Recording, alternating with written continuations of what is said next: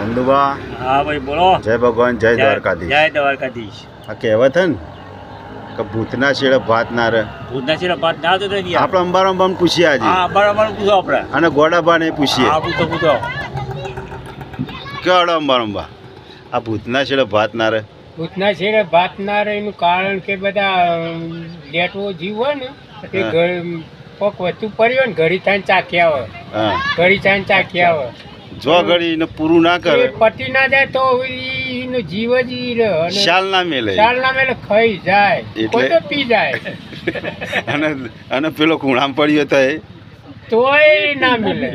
ના મેલે નહીં. હા. એને પૂરું ના કરે તો ઘડી ભાઈનો જીવ જ શાંત ના પડે. એટલે આ કહેવત એવી હે કે ભૂતના છેડે ભાત રહે ના રહે. આ કહેવત એમાં પડી કે ભૂતના છેડે ભાત ના રહે એનો અર્થ એ રહ્યો એ જો ઘડી એને પટાવે ના ને એ શાલ ના મેલે. ગોડાબા તમારું શું કેવું છે? વાત કરી ગોડાબા જય દ્વારકાધીશ. ખરી વાત છે. હા સાચું કીધું અંબારામભાઈ. અંબારામભાઈ કીધું એ સાચું છે. હા આ ભૂતના છેડે ભાત ના રહે. ના રે. હા, જય દ્વારકાધીશ. જય દ્વારકાધીશ.